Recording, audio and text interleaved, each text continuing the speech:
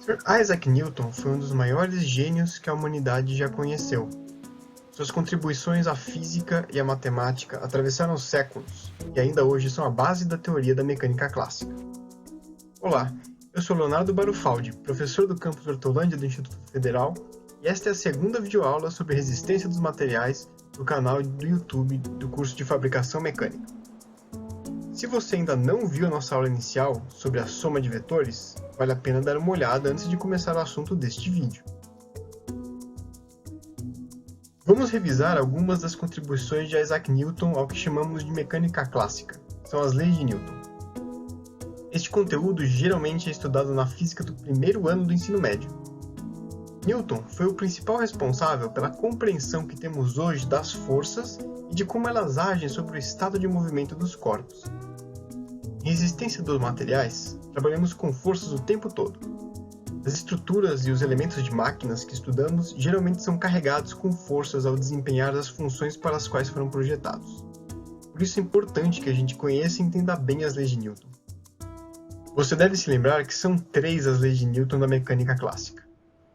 A lei da inércia, a lei que rege o efeito da força resultante sobre o movimento de um corpo e a lei da ação e reação. Todas as 3 são importantes para a nossa compreensão dos conteúdos de resistência dos materiais, como vamos ver na sequência. Newton publicou suas leis em um livro chamado Princípios da Filosofia Natural. Como o nome sugere, ele derivou seus princípios ou leis de observações da natureza e de como os objetos se comportam quando uma força é aplicada sobre eles. Depois da publicação, centenas de anos de experimentos científicos comprovaram a efetividade dessas leis. E é por isso que até hoje ela se mantém como a base da mecânica clássica. A primeira lei de Newton fala sobre a inércia, que é a tendência natural que os corpos têm de manter seu estado de movimento. Se não há forças resultantes aplicadas sobre um corpo, ele tem a tendência a manter sua velocidade. Quem está parado, tende a ficar parado, desde que não haja forças agindo sobre ele. Se não houver forças que impeçam o movimento de algo em movimento, algo que já está em movimento tende a permanecer em movimento, conservando a sua velocidade. É muito importante que nós sejamos capazes de expressar ideias de forma matemática. Vamos ver como a gente pode fazer isso de forma mais ou menos econômica para o que já foi dito sobre o princípio da inércia. Se as forças resultantes sobre um corpo são nulas, F igual a zero, a variação da sua velocidade, ΔV, também precisa ser zero. Mas a gente pode pensar na inércia no sentido contrário também. Ou seja, se algo está parado, com ΔV igual a zero, então nós sabemos que não pode haver força resultante aplicada nesse corpo. Em outras palavras, se nós sabemos que algo fica parado, isso é, se ele é estático, cada força externa que existe aplicada sobre esse corpo precisa ter uma contraparte que anule a soma vetorial total. Esse conceito é de fundamental importância para o cálculo de resistência dos materiais, porque se a força total aplicada não for nula, a velocidade do corpo vai ser alterada e ele está em movimento. Na segunda lei de Newton, nós estudamos o que acontece em um corpo quando a resultante das forças aplicadas não é nula.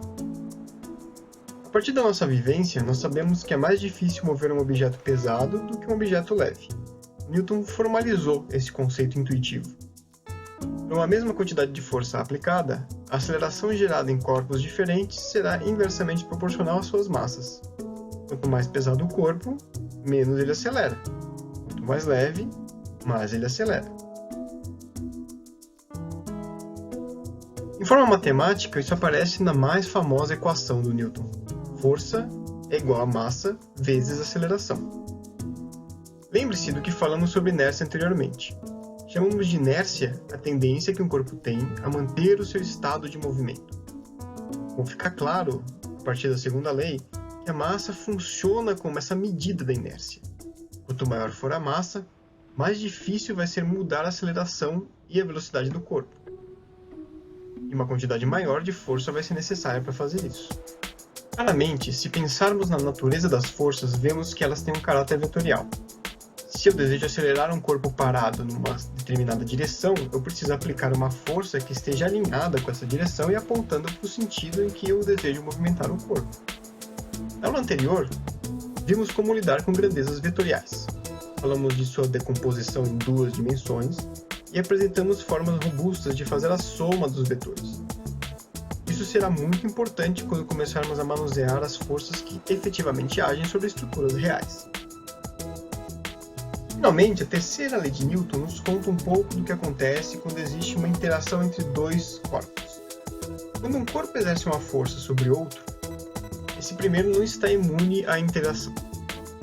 A força que um corpo 1 exerce sobre o 2 gera uma força de reação do 2 sobre o 1. Quando empurramos uma parede com uma certa força, sentimos que a parede empurra a nossa mão de volta. O peso do mundo esmaga os ombros do Atlas, da mesma forma que Atlas esmaga o mundo com seus ombros. Essa força de reação tem características conhecidas. Ela age segundo a mesma linha de ação da força aplicada e tem um módulo ou tamanho igual, mas atua num sentido oposto. Muitas estruturas são usadas para sustentar determinado peso. Se uma estrutura precisa permanecer parada, ou seja, com velocidade sempre igual a zero, então a soma das forças sobre essa estrutura precisa ser nula também. Observe o ovo no banco ao lado. O conjunto ovo-banco tem um peso P. A única maneira desse conjunto permanecer em repouso estático, segundo Newton, é se aparecerem forças de reação que anulem o efeito do peso, de modo a garantir o princípio da inércia. Esse conceito é o coração do cálculo de reações, os primeiros passos na resolução de qualquer problema de resistência dos materiais. Então, neste vídeo, revimos as leis de Newton e começamos a dar uma pincelada sobre como vamos aplicá-las no cálculo das estruturas. Na próxima aula, vamos retomar ou apresentar para quem nunca viu o conceito de momento de uma força. Ele será fundamental para começarmos o cálculo das estruturas reais. Deixe suas dúvidas e observações nos comentários deste vídeo e até a próxima!